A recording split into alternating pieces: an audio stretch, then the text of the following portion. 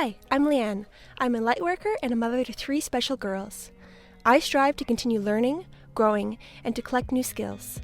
I'm a psychic medium, Reiki master teacher, and Akashic record reader and energy healer. I am so excited to share what I've learned and what I'm going to learn and the ups and downs of life. Thank you for joining me on my journey. Welcome to Life of a Lightworker podcast.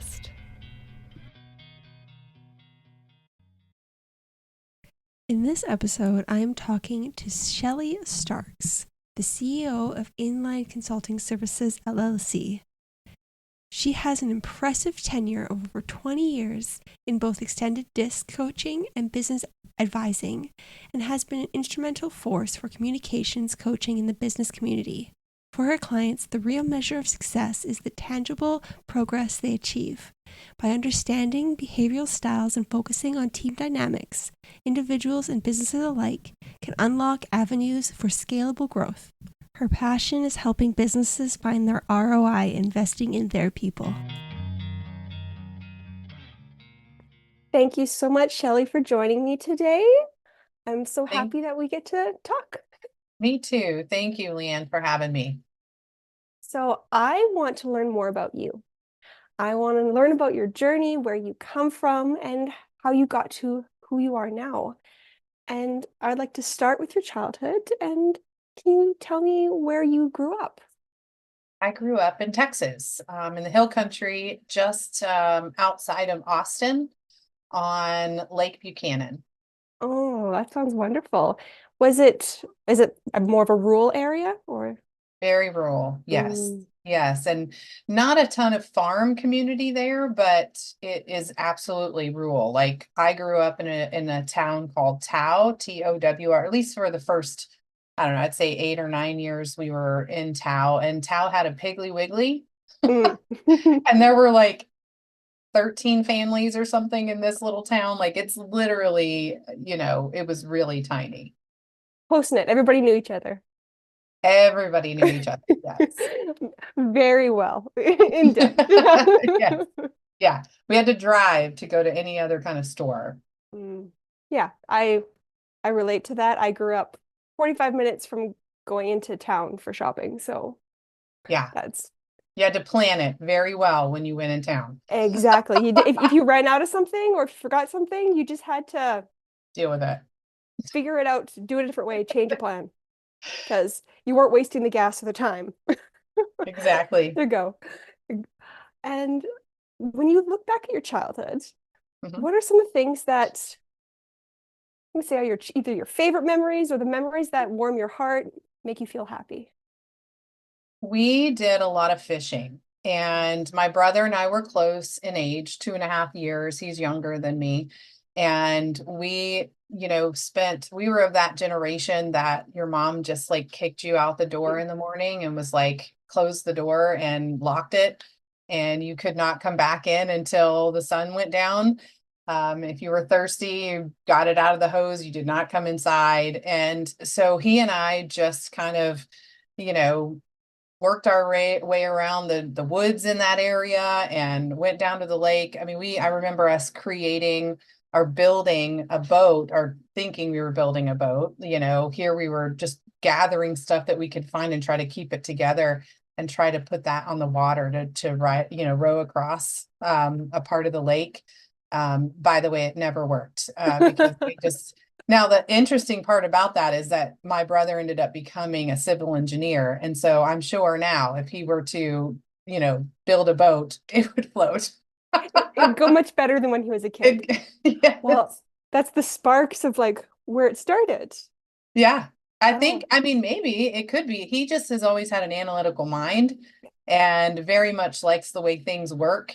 In fact, one of his children actually, when he was, I want to say he was like 6 or 7, he had his own tool belt, the little boy, brought the lawnmower in and took it all the way apart in the living room. And he put all of the things that matched, each bolt that matched that were the same in a pile. Literally, my brother walks in from outside and the lawnmower is in pieces in the living room.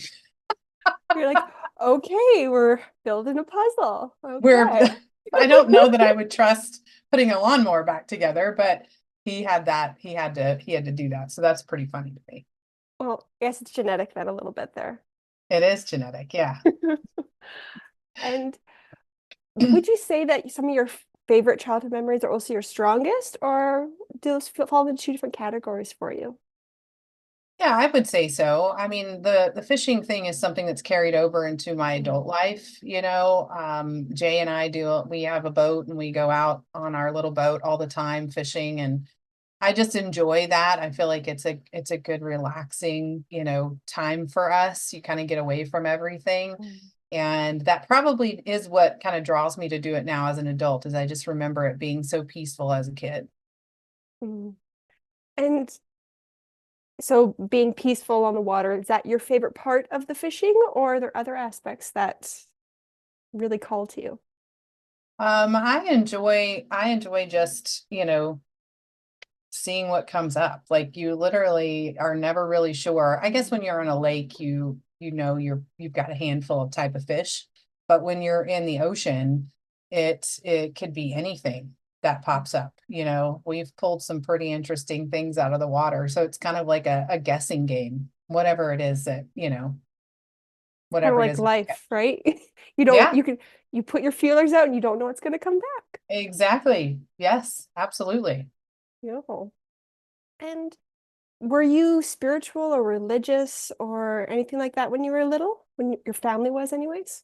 Yes, we were in the Bible Belt, and Mhm. so very much a religious household, and we were more of a Pentecostal. That's what we were raised in. So we were in church. My mom was a children's pastor, and we did 3, 4 times a week we were in church. So, but I will say that, you know, from a spiritual journey, I think that that spiritual journey, I've always had a, you know, relationship with my faith and, you know, with God, and just always had that, and even instilled that in our kids. But you know, the actual spiritual journey part, I think didn't quite happen the way that I feel like it should have happened until, Mm. you know, a little bit later in my life, where I was, you know, had some really hard things happen and I was really searching, and it turned into me finding, you know, different things within that spiritual journey. I'm sure we'll talk about those a little bit later, but Mhm. turned into that. And I'm just so grateful for being open-minded or being opened, you know, as a kid, to having a spiritual, you know, in a relationship, right, with my Mhm. faith, because that fed into what I'm doing now. Mm. And I know you had a strong faith. Were there times in your growing up, either childhood or adolescence, that you felt that strong connection where it's like, yes, I feel this is true? Or was it more of just I being told? Like, where did you feel Well, that? that's an interesting question, because I, you know, was raised in a house where my mom was a very strong personality, and you know, it was kind of like, you know, everybody does exactly what she says to do, you know, like Hmm. this is what we're going to do, right? And I mean, it's good because as kids you need those boundaries there. But it was the same thing with my faith. It was, this is where we were going to go, this is how we were going to believe, and this is what we were going to believe in. And I think even to date now, you know, there's a lot of that foundation that I'm grateful for. But as I got older and I moved away and I started having my own experiences, and I started having, you know, just a different kind of relationship with God than what I had had growing up, it became more of a personal relationship, if you will. Like it was Hmm. something that was more like I owned it versus my mom owned it. And then she was just transferring that, and we were supposed to do what she did, you know? So it it did take on a different look and feel the older I got. And even especially after, like I was sharing some stuff with you when we were preparing for this, you know, having this physical experience with a radical hysterectomy sent me on a totally different path. And that created, it opened up some things for me that I didn't even know were out there for me. So, and I'm sure we'll probably get to those, but Oh, we can get to them now as well. So, taking your spirituality and having that being your own, was that before the hysterectomy, kind of after? Can you describe that a little bit more? Yeah. So that awakening part, I think, started happening. It was before the hysterectomy. It was definitely in my 30s, and my hysterectomy was in my 40s. But it was one of those moments where I realized, I think I was early 30s when I'm in Florida, my mom's in Texas still.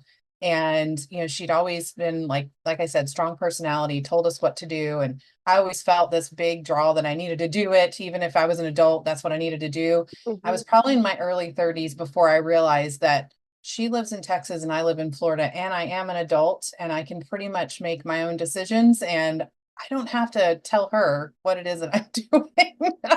And so there was this realization, and that's a silly way to say it, but that's what happened was like, wait a second, I don't have to, I disagree with her. So I don't have to do this, right?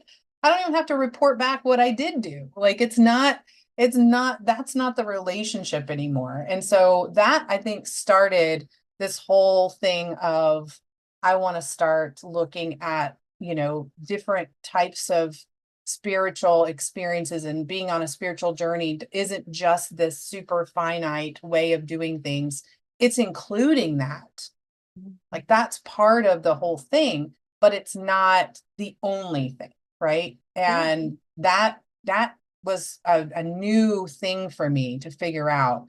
So that journey started happening, and just a little bit at a time, things started coming in. And then the hysterectomy happened. And I think I was at a place where mentally, physically, spiritually, emotionally, I was just so raw because everything was removed, and I just was pushed off the cliff into menopause.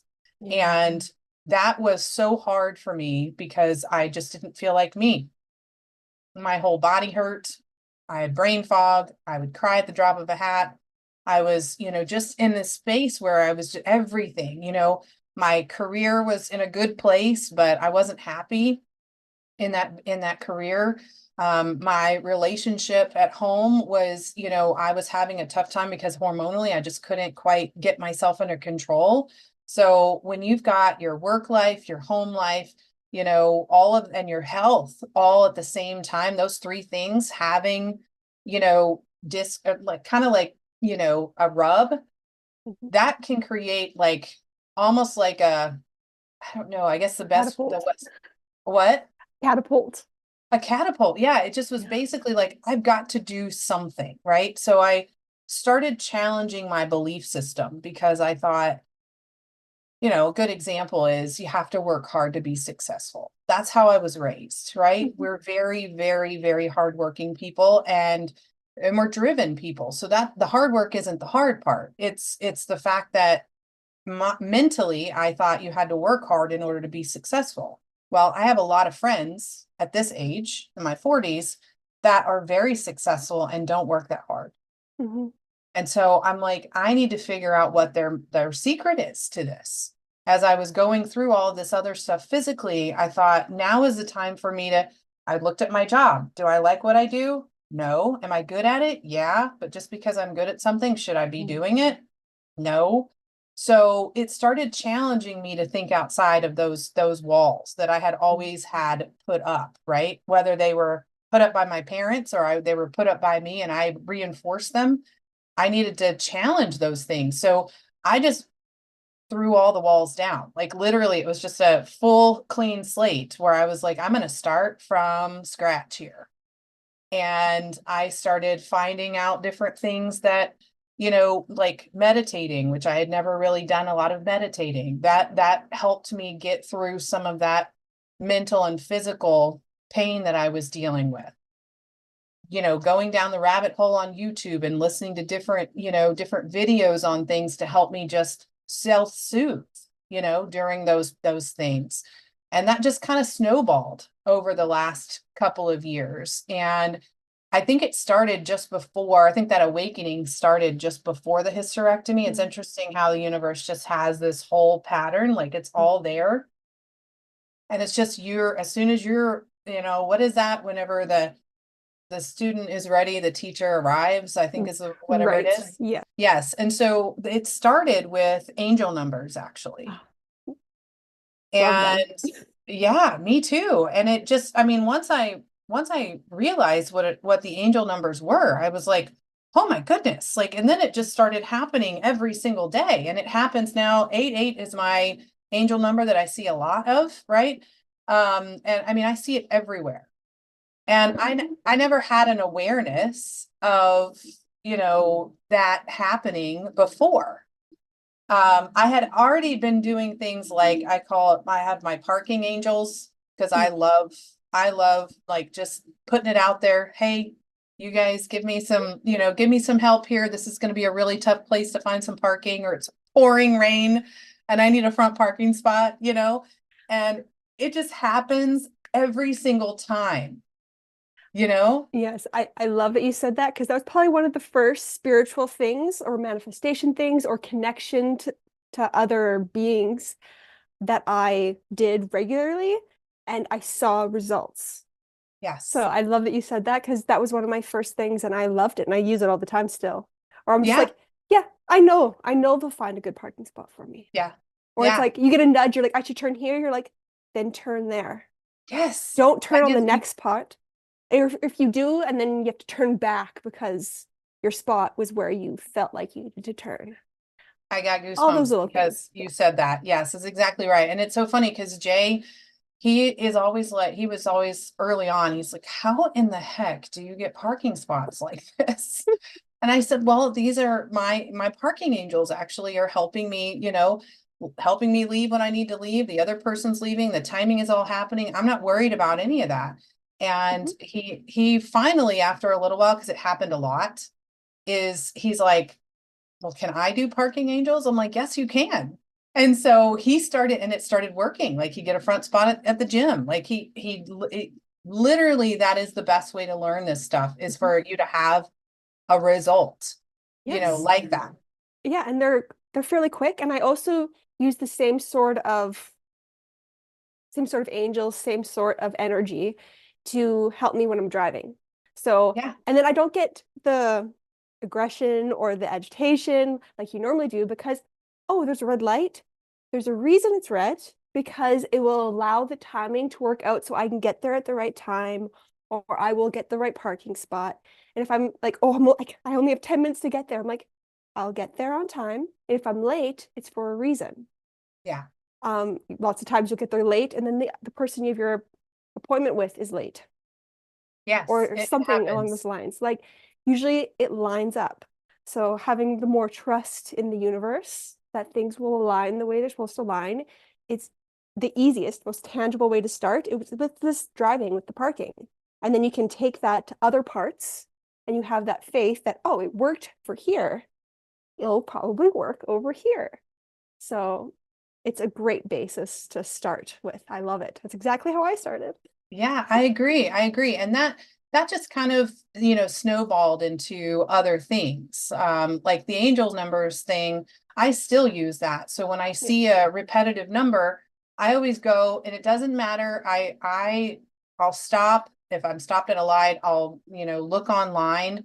And I already kind of know what these numbers mean now, right? I'm not doing this from scratch anymore, but there's always different links that you can click on. So I usually just by my gut, I'm like, which link should I click on? Because then whatever the message is usually spot on for what I needed to hear. And so just using that as a tool to like help me, get some guidance on things has been really great. Exactly the same. Exactly the same. So I look it up. I'm like, the link that pops up that I feel drawn to, that's the message for me today. Yeah. Yeah, Yeah. exactly. So it kind of like snowballed from there where I went into, I called my girlfriend, Grizel Scarantino, whenever I decided, you know what, I need to figure out what direction I want to take my life. Because working at this company I was working at was not it. I was not really, I'm supposed to, I now know, and I'll tell you how I got here, but I now know I'm meant to work with corporations. I'm not meant to work for them. And it was a confusing thing because this is my third consulting business that I've started over the years. I'd have my own business, I get pulled back into corporate. I'd have my own business, I got pulled back into corporate. I'm now back out in my own business. I'm like, I do not need to get pulled back into corporate. And then when I realized why I'm being pulled into that, but the fact that I'm meant to be a corporate disruptor, that is what I'm here to do. I am here to challenge the old way of thinking, right? The conditioned way of thinking, and relate it to their business process, their sales process, their marketing process, their operations side of the house, just to challenge them to think differently, because I think differently. Like, I get that information. I feel like I'm just a different wave of, spirit, I'm not sure, that's here, that's meant to help pull them forward into a different space.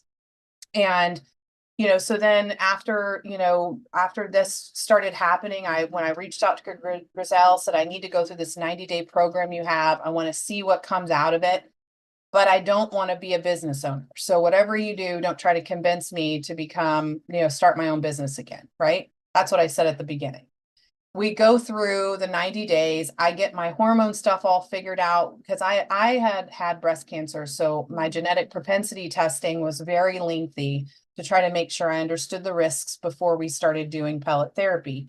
We finally got all that done right about the time I was getting done with the 90-day program, got the hormones balanced, or at least close to balance where I could function.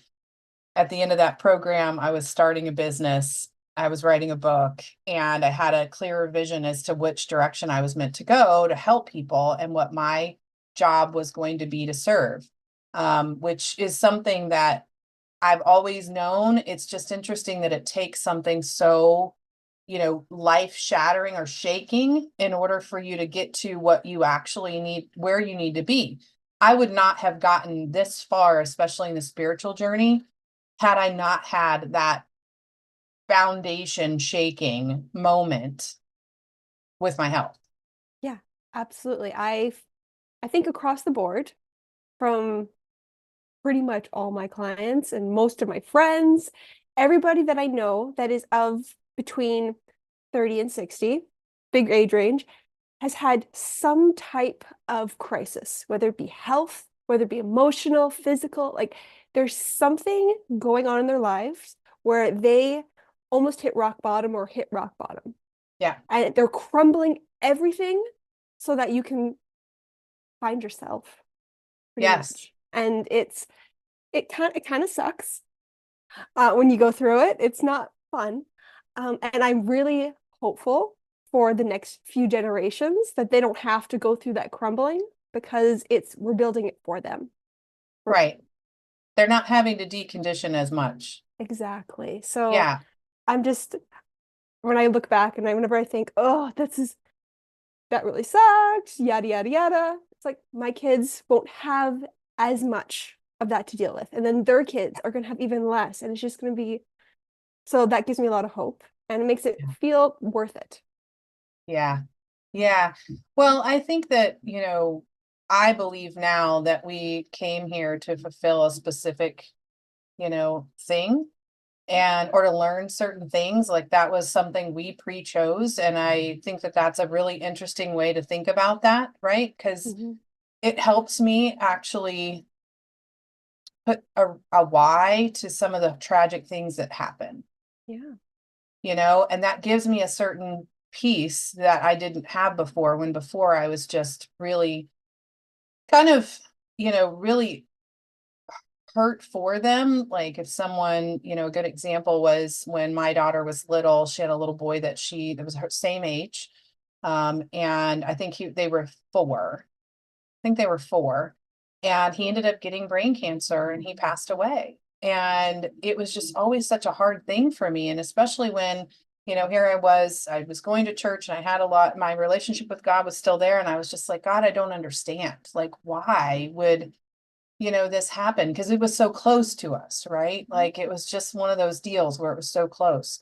And the older I've gotten, the more I have realized, I can now release that, because their spirit chose that journey for a reason, and I don't know what it is. Yeah. And We don't have to know. therefore, It's for them. I don't have to know, Yeah. right? Therefore, I don't have to reason it out in my mind as to why it happened, or justify it in some way. Yeah. Which is helpful. Yeah. Releases that responsibility and that burden. Yeah. I feel, because I grew up very religious as well, And when something bad happens, you have that kind of feeling that either you're being punished or they're being punished, or Right. what's the reason for this? Like you have this kind of yearning, this searching, and it's just to make sense. When I've kind of gone into the spiritual side, and when I've been able to go into, Akashic records or soul things, and I can see that this quote unquote bad thing that happened was either a lesson for the soul itself or the lesson for the people around it. It has nothing to do with morals. Yeah. It has nothing to do, there's no judgment needed on anybody's view, either yourself or from somebody else. It's just an experience, and we can leave it at that. We don't have to find deeper meaning into it unless you experience it yourself and you want to explore reasons Right. behind it. Well, I saw a meme the other day. I thought this was really good. It says some people were not put here to evolve. Yep, true. They are here to remind you what it looks like if you don't. Oh, true. Yeah. I was like, well, Yeah. see, that's an interesting way to look at Love that, it. Yeah. because we're all supposed to be evolving in some way. Mhm. And, you're supposed to take these experiences and you're supposed to apply them to what you're currently doing, because if not, then what's the point? What's the point of Right. it all happening, right? And so you're getting those tools that you're putting in your toolbox, Mhm. and you're learning that so that you can build onto something else later. My consulting business that I have now, although it's transitioning from small businesses to more corporate, because I now walk through this with you in a minute. I'm getting to the point as to why I'm switching to this, but I'm taking things in my consulting business as a behavioral analysis coach. I come in and help with, helping people communicate better. I show them how they communicate, how their people communicate, how they problem solve, how they make decisions. But as part of my service, I'm also bringing other things that I did in other areas of my career that actually are building on top of not just communication. So an example, if you've got a role that's very task-oriented role versus a people-oriented, meaning it's more like in the accounting side of things or something like that, as opposed to a receptionist, and you've got a people-oriented person in a task-oriented role, they're going to be extending themselves every day because that's not their primary way that they communicate, problem solve, and make decisions. Yeah. So I now can say, I can do recruiting, but I don't, because I've learned after this whole journey the things I don't want to do, which is just as important as knowing the things you do want to do, right? And so, yes. And so I can now refer the recruiting side, but I can give depth to the reason why this is happening is because I now have had these experiences with other businesses to show them this is an extending of that part. Great, Shelly, can you help us recruit for the right person? No, but I have a partner that can help you do that. Right. And so, and then I can stay in my lane because that's where I want to be, is in that lane. But it's interesting because, we are all picking up those tools, right? And putting those in our belt, so that when we have these experiences later, I wouldn't say that that's a huge chunk of my business, but it helps in my business, and it sets me up as a subject matter expert, right? In what I'm doing. And as it relates to those people and helping them communicate, I'm now helping them place them in places in their organization that's going to get the best version of them, versus extending them and then they leave, and that's a cost on top of the company, right? It's an opportunity cost, hard cost, soft cost that it costs to replace them. Well, what if you could have found a place for them to be that would have made them feel this was a better place, right? It's just an overall arching, thing that I can bring to the table. But again, if I hadn't had these tools recruiting, or if I hadn't had these tools of being, a sales manager, or being, a fractional SVP for a different role, like I would not be able to bring that depth to the table. Yeah. The same thing with your spiritual journey. Yeah. Everything. And I love that you're taking more of a holistic approach, looking at the person, where would they thrive, and putting them where they thrive, because that's going to benefit the business. Yeah. Well, interestingly enough, when we have a conversation with somebody, every time you have a conversation, if there is any sense of fear or any sense of like you feel like being attacked, like you're attacked, we go to the back of our brain, and it's called the fight or flight response, right? And so when you're in fight or flight, that's one or the other, right? But it's not the creative part of your brain. And so you're not using reasoning to have the conversation. You've now gone to fight or flight, which is a very defensive, the defensive gates go up, right? But if you don't have those and the defensive gates go down because you've talked to the person, they feel comfortable talking to you, they feel like you've heard them, you've understood them, then you go to the frontal lobe. The conversation, your brain goes up here. Well, now in that conversation, now you're going to get a depth in that conversation, emotional intelligence level is going to raise, and you're going to have a different conversation than if somebody is defensive, right? So if you've got a, coworker, or you've got, somebody on your team, and you need to try to get them to have a different level of, production, you probably want them in their frontal lobe, because as opposed to saying, all right, you need to do these 5 things, Leanne. Well, okay, I'll do those 5 things. If I'm in fight or flight mode, guess what? You're only getting those 5 things out of me. Right. As opposed to if I'm in the frontal lobe, I'm like, wait a second, now I can start being creative. Now I can bring some ideas. Now you're getting the best of me, and you're going to get the best quality of those 5 things being done. But we might actually get more than 5 done, because now I'm feeling like I am actually, contributing. I feel like you heard me, you understood me, and my defensive gates went down.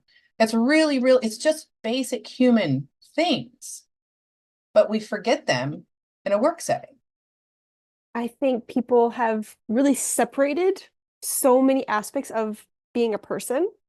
Yes. And especially, let's say with business, it feels so like technical, analytical, this, like A type, where it's maybe not encouraged in a lot of places to be creative, to have ideas. So when you have a business that is open to allowing these creativity ideas, it's really benefiting them in the long run. And I love that you're able to help people see that and work with them to improve their businesses through just acknowledging and utilizing the people to the best of their abilities. Yeah. I mean, you've got some pretty fantastic people on your teams. Like, you just don't even know, because you haven't unlocked the door to their potential. And, we go through all these team building things and all, there's all this stuff, especially on the sales side, that they want to teach them and teach them and teach them this. You need to teach them how to communicate. Like, that to me is the key. When you send a text message or an email, you can't quite pick up on all the things, right? Like the tonality, the body language that came along with that, the intention of what was behind it. It's a different way to communicate. I think sometimes we go kind of on autopilot like that. We just are like, we just say it. And sometimes it removes that human element. And then the people that you're talking to feel like you've just ran over them, or you haven't listened to them, or their ideas are not important.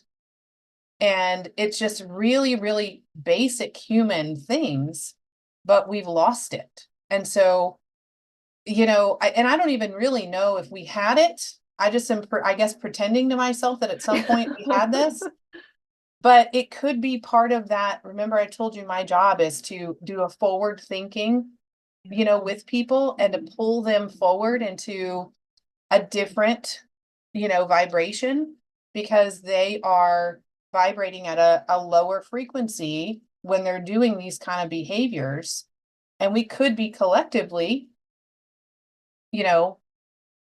having a better conversations and being more productive as a team if we knew that we could pull that vibration level up, Yeah. And I don't necessarily say it that way to my clients, because not all of them are open to that. But I will tell you that on that spiritual journey, talking about that, on that spiritual journey, I got introduced to human design. Love it. Yep. And I'm a huge human design fan now. But the rabbit hole that is human design, pushed me towards meeting some other people who, well, first of all, I got to learn from my design the reason why I am the way I am. I'm a manifesting generator. I'm a 5-2, which is one of these things where I'm not meant to have a linear career path. Mm. And when you talk to old school people, like Jay's grandmother's 92, her idea of a successful person is somebody who was at a company for 30 years. Yeah. That's her benchmark. What she doesn't understand is we don't have pensions anymore. So people don't stay 30 years. They shouldn't stay 30 years. That's not good for the business. It's not good for them. But the fact that I've always felt this guilt or this burden that I was not, because I don't stay with one thing long term, that I was doing something the wrong way. Now it's given me permission to understand, oh, okay, I need to, be open to the fact that that's what I'm meant here as a manifester to get people excited about an idea. As a generator, I'm meant to show them how to do it, and then I'm meant to move on. That's my whole thing, right? And then a 5-2, the 5 is a heretic. Makes a lot of sense, right? I'm here to challenge this. I'm a disruptor. Changing the system. I'm changing the system. So a heretic. And then the 2 is the hermit, which is interesting because I struggle with, I'm out in the public a lot. I have a lot of people that know me and see me. And then that pressure of that coming on top of me is a lot sometimes. And then I've got to be a hermit and come back to my house and just have my downtime, my time on the lake or on the ocean with Jay, just fishing. Like, it's literally, I recharge with people, but I also recharge in that hermit space. Yeah. I love that. I love human design as well. And I love how there's so many aspects of spirituality. And the underlying theme is that it gives you knowledge of yourself and understanding of yourself. And it helps you release that guilt or the burden of what you're supposed to be. Yes. And that's probably been one of my favorite things that I've experienced myself in this whole spiritual journey. It's just that being able to breathe, taking the weight off. It just feels so much freer and you're more able to be yourself. And I think as a society, we put those weights on our shoulders, right? You're supposed to go to college, you're supposed to get married, you're supposed to have children, you're supposed, all these things you're supposed to do. And not everybody's here to do that one path. Right? Or, it bothers me that they're like, especially, very narrow-minded, especially in the Bible Belt. It's like, this is the way that we do this. If you don't do it this way, you're not going to heaven. You don't do it this way, you're not going to, be successful in life. And it's just not true. Yeah. And it's living in that fear. And living in the fear. You're doing it because you're afraid of the ramifications, not because you're being pulled by joy. Right. And that's another thing in human design. I am, my human design is for me to respond. My authority is sacral, but my, my strategy is to respond. I'm an initiator, or I thought I was in my entire life. Like, I'm a go-getter and go to do this. I needed to change that because me initiating, because I was driven, you can't mistake that for the other. Yeah. Because I was driven, was not giving me the results or the success in my life that I was destined to have.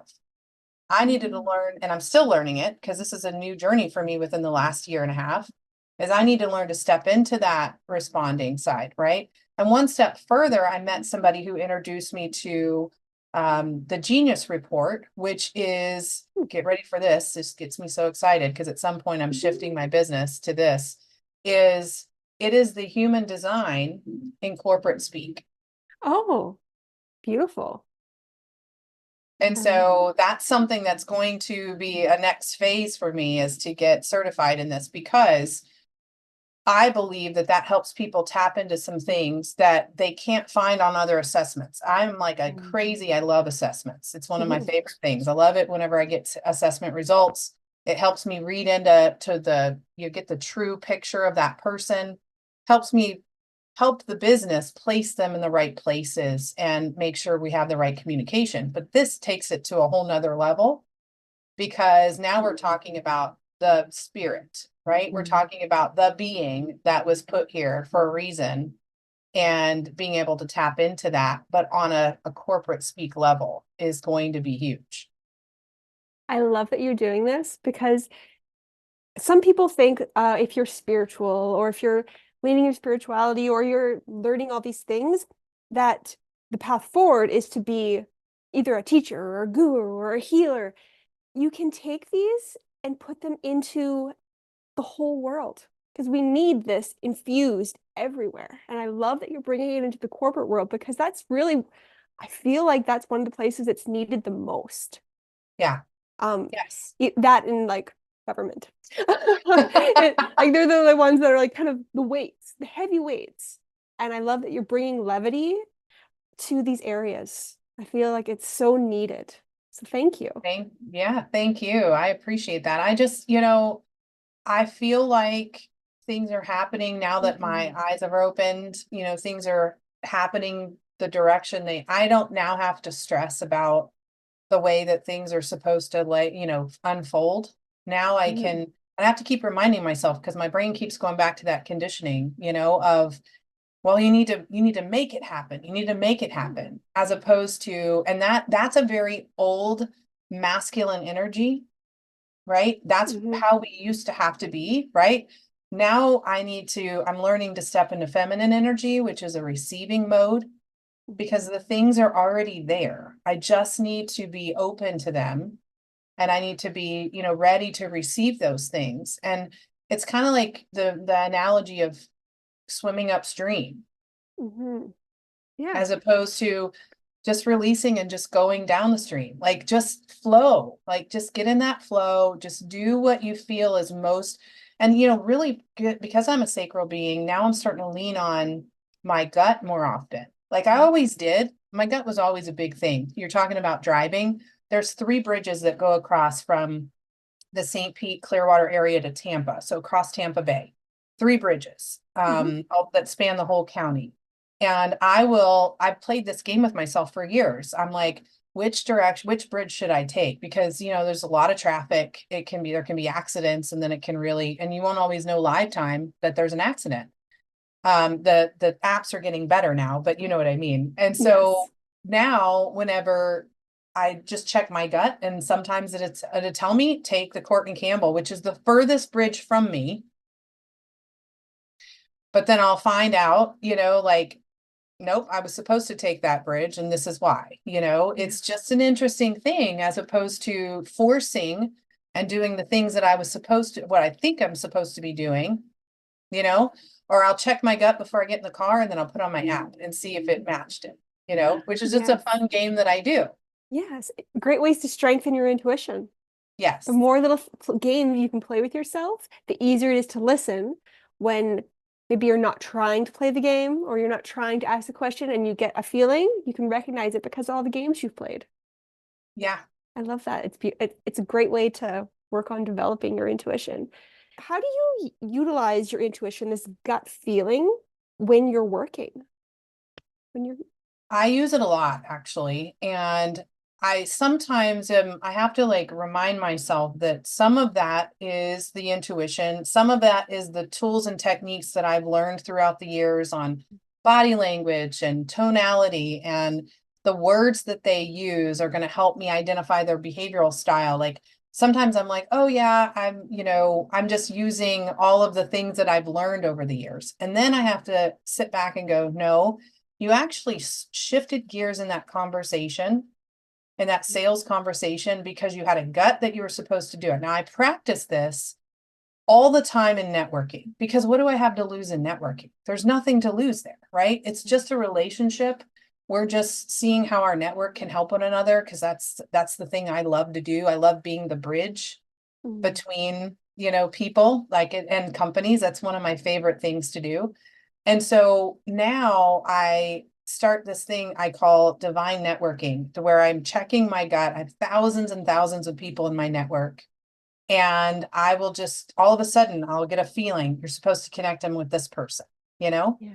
And so then I'll qualify it and tell them who I'm thinking and what it is, right? I don't remember if we did this or not, but it was just one of those things where I'm like, okay, this is what I feel like I'm supposed to be doing. And then later I'll find out this is what came from it, Right. which is awesome. I don't always hear that, but a lot of times I do. They're like, this was a really great connection. One week, maybe a month ago, I had 3 people reach out and tell me about their connections, and they were all like, one of them had a $110,000 deal. Another one Wow. had like found like actually met somebody through somebody, and now they're dating this person. They've been single for a long time and they wanted to date. I mean, I didn't have anything to do with that, but it was because I connected them. Do you know what I mean? You just had the feeling that they should know them or they should talk to them, and then you just let that path go on the way it's Yeah. supposed to go. Yeah. And which is really fun. So that's what I practice is I practice on my networking calls because you have nothing to lose. And I'm just sitting there and I'm getting into that receptive mode or that feminine energy of like, what do I need to receive here? What does, spirit want to tell me? What does God want to tell me in this conversation? So I'm open to that. And then you wouldn't believe the amount of people. Now, before my spiritual journey kind of evolved, I never would have had spiritual conversations with networking people. Never, never, never, never. But now I will tell you probably more than half of my conversations, they will say something that makes me go, they're open to this. Why don't you talk to them about this? And I've been able to share so much about human design with people. I've been able to share, some of the other things that are evolving, that it's kind of turned into a really fun thing. One of my girlfriends, who's one of my, the Grizel, the one I mentioned to you, I said to her, I kept sending her people, right? And she's like, Shelly, my goodness, how do you keep meeting all these people who want to talk about spiritual things? I'm like, I've got my vibration is at that level now, right? Like now this is where authentically where I'm supposed to be. Yeah. You attract the right people and you can just sense. You're like, oh, they're a match. That's beautiful. I'm excited to see in the future how you expand and hone in on that skill and how you use it in your business. That's really exciting. I love that. Thank you. Thank you. It's definitely something I'm just practicing, Yeah, well, that's where it all starts. And it's more than even we might say you're just practicing. You're able to actually use it and implement it into your life. Yeah. So it's a practical skill. Yes. I love And it. to teach my, other people around me to do the same thing, Yeah. right? Because we all are able to do that. Yes. Yeah, it's an innate ability that all of us have. It's just kind of getting your radio to tune to the right station and be able to kind of ignore the other things that maybe have been hindering it. Just like all the beliefs or programming we've been had our whole lives that might make us doubt that part of ourselves. That's Right. Yeah, just removing the doubt. I fear it's the main issue most people have. Yeah. Yeah. I agree. And do you have an offering or do you have a way that the general public can either work with you or learn about you or interact with you in any way? Yeah, my website, shellystarks.com, or any of the social medias. If you put Shelly Starks in the search engine, you should find me. Instagram, Facebook, LinkedIn, all of those. And I just kind of still take this approach of, shoot me a message in one of those forums. And, if it makes sense for us to chat, then we'll hop on a call, or if you just have a couple of questions, I'm always happy to make myself available for that. Oh, beautiful. And my final question, who do you look up to either spiritually or personally, professionally, and what about them inspires you? So I have one specific person that I'm going to mention. His name is Tevi Lawson. He is, and the reason why I'm doing this is because I feel like it marries really nicely into what we're talking about here. He and his wife, Eva, came into my life through the Chamber of Commerce. And he literally, when he first saw me or, first met me, he said, I am supposed to help you. I'm supposed to work with you. You are dimming your light and it is going to kill you. And it was interesting because nobody had ever come up to me and said anything like that before. And I was a little bit, kind of taken back. I'm like, well, I guess I need to ask you a couple more questions because I have no idea what you're talking about. And, as we kind of built our relationship, we started talking more spiritual things. We started, discussing things that I feel like were part of my journey. And then he was starting a program. He has a book called The Proxy Diet, and he was starting a self-analysis program. Basically, what he's doing is he's taking traumas or a lot of it's childhood traumas, and he's helping you spiritually work through those with techniques and tools. And I'm actually still in his program after a couple of years. And, we recently did something that had me go back to that childhood trauma stuff that I was dealing with. And I was able to, the energy that child needed, I needed to bring forth to that scenario. She got me through that to get me to this point, right? But that energy that she is still on the inside of me using, right? Because it's almost like a loop. And when you have in the loop, when you have a trauma, every time it stops at the trauma and you keep repeating it and repeating it, it doesn't have an opportunity to fully cycle and then go away because the trauma is there. And you got to address the trauma before you can close that loop and put that, close that door. And so he had me working through a process to talk to her, to address her, because she's still very much an energy inside of me, right? And being able to address her, it was a very cathartic situation because I did a lot of crying. I didn't realize that this was something I needed to, because I'd repressed that, I'd put that down. And I was able to do a process with her where I wrote out the things that I was grateful that she did, and she got us to this point. And then ask her, are you wanting to bring that energy into the present world? Or do you want to go back, your energy go back to where you came from so that you can, be utilized in some other way?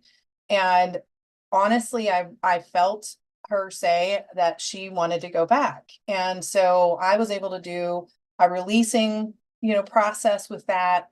That was absolutely beautiful. It was very, very important. And it was actually also on top of just the childhood trauma of some other things, the childhood trauma around money. And so we were addressing that together, right? And I really feel like what his process did for me was allowed me to release that energy. And now that's not taking up energy inside of me anymore. That loop, we were able to close that trauma loop, put that one down. We're working through a couple more. And well, we all have many. Yeah. Well, and I just think what he's doing is so incredibly needed right now. People need to find their authentic them, like their themselves, And when we've got all that stuff on top of us, sometimes it's covering you. You can't find it because you're being triggered by other things. Yeah. We have been taught to push down all of it and cover it up and put on that happy facade. And we lose touch of how to even access it, to release it. It just keeps getting stuff down until you're full, and then it's just seeping out. Yeah. So I would say he's my spiritual guide, but he also is one that has helped me heal some things that I think was really important at this part of my journey. Beautiful. Thank you so much for sharing that. And thank you so much for talking to me today. It was wonderful getting to know you and learning more about you. Thank you. Yeah, I'm so grateful that we were connected. I am too. I think we were meant to be connected, and I think it's really, really amazing what you're doing on your podcast as well, because, people need to hear some of these stories so that they don't quite feel so alone, because I think the awareness is starting to happen, right?